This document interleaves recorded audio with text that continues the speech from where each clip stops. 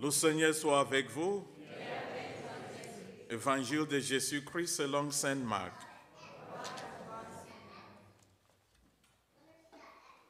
En ces temps-là, après leur première mission, les apôtres se réunirent auprès de Jésus et lui annoncent tout ce qu'il avait fait et enseigné.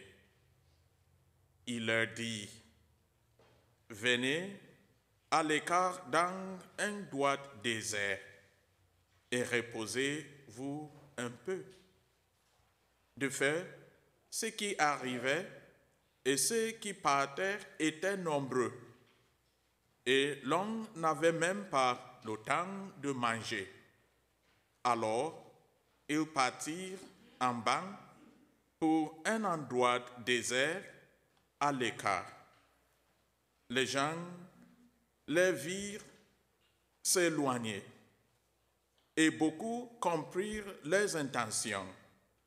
Alors, en pied, détour de vie, ils coururent là-bas et arrivent avant eux.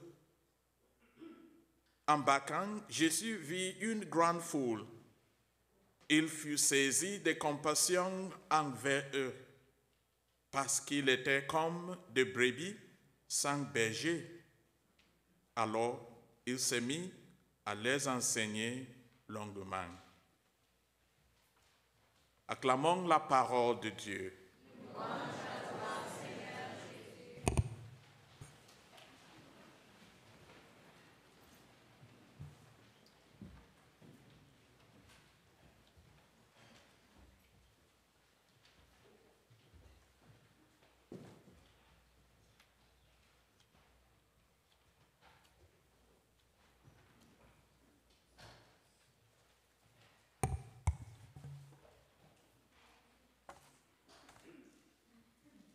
Le thème de mes homélies est « Dieu est notre refuge et notre force ». La lecture d'aujourd'hui nous présente une description parfaite de la protection de Dieu. Dans la première lecture, Dieu a promis de prendre soin de ses brebis parce que les bergers n'ont pas fait le travail. Les Saintes Écritures décrivent le peuple de Dieu comme des brebis. Jean chapitre 10, verset 27. De la même manière, il décrit le dirigeant religieux et les dirigeants civils comme des bergers. Romains chapitre 13, verset 1.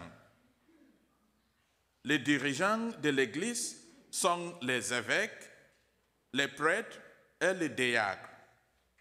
Les dirigeants civils sont ceux qui sont en charge des affaires laïques de la société. Le chef de l'État, le Premier ministre et tous les chefs de service. En fait, quelle que soit la position d'autorité dans laquelle nous nous trouvons, nous sommes des bergers. C'est une marque de responsabilité de prendre soin de ceux qui nous sont confiés. Nous prenons soin d'eux en les conduisant au bon endroit. La lecture de l'Évangile présente Jésus comme l'exemple d'un bon berger. Avec amour et soin, il a dit à ses apôtres de se reposer après leur retour de mission.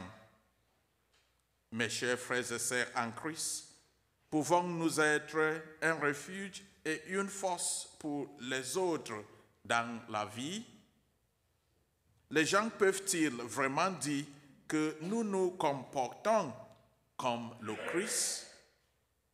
Saint Paul, dans la deuxième lecture, dit « Maintenant, en Jésus-Christ, vous qui étiez autrefois éloignés, vous avez été rapprochés par le sang du Christ.